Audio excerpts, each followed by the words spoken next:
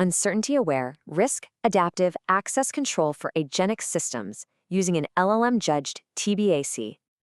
The paper puts forward an access control model for AI agents. It uses an LLM to grant access based on task intent, the risk of requested resources, and the LLM's own uncertainty. The stated goal is to enable safer agent operations. So, the core problem is managing access for autonomous agents. How can you apply security policy to tasks that are emergent, tasks that may not have existed when the policy was written? Traditional access control models are not designed for that. They fail when faced with emergent agent behaviors because they depend on predefined conditions. Correct. Models like role-based and attribute-based access control, RBAC and ABAC, use static, pre-authored policies. They cannot authorize a novel task in real time, which is a fundamental requirement for these agentic systems. If those existing models are unsuitable, what foundation does the paper use instead? The paper builds on task-based access control, or TBAC. Its model is intent-driven, which aligns with the goal-oriented operations of AI agents. In TBAC, permissions are bundled into a task, which provides least privilege access for the duration of that activity only. But doesn't standard TBAC also have a limitation here? It still relies on a predefined set of tasks. It does. The model fails if an agent proposes a task that isn't in its static database. So the paper's first major adaptation is to replace that database with what it calls an LLM judge. This component is designed to synthesize access policies in real time for novel tasks. Introducing an LLM into the authorization path creates new risks, like incorrect policy generation. How does the framework address this?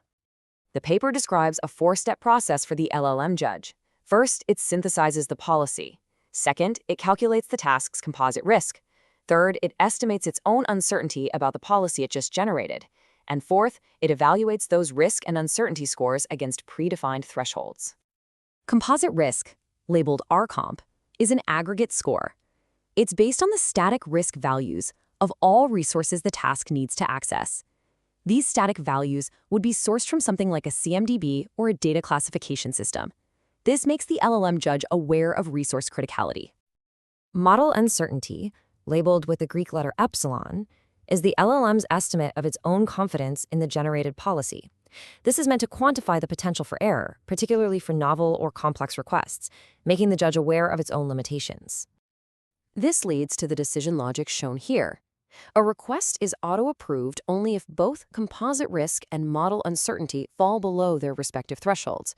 If either one is high, the request is escalated to a human for review. How does this logic function in practice? The paper provides two use cases. The first use case involves an incident response agent. Its goal is to isolate a compromised database and then restore it from a backup. This is a high-impact task.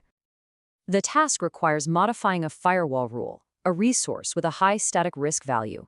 The judge calculates the composite risk for the task as 9.5.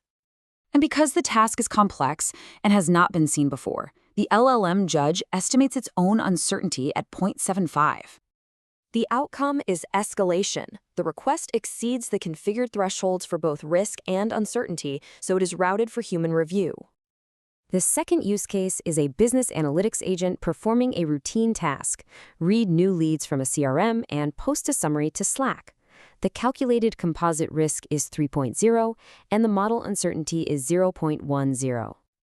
In this instance, both the risk and uncertainty values are below the thresholds. The system therefore approves the request automatically, without human intervention.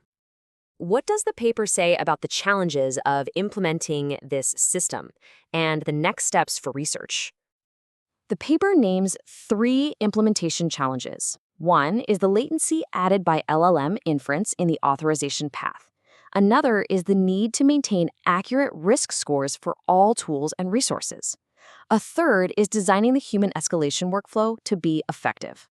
For future work, the paper lists 4 areas: better calibration of LLM uncertainty estimates, incorporating dynamic real-time risk signals instead of just static ones, developing defenses against prompt injection attacks on the LLM judge, and using explainable AI to improve the auditability of decisions. This brings us to the 5 main takeaways. First, augment intent-based controls with risk awareness, according to the paper. Second, quantify model uncertainty as a core security signal, according to the paper. Third, use risk and uncertainty thresholds to drive automation or human review, according to the paper. Fourth, maintain a risk-enriched manifest of all tools and resources, according to the paper.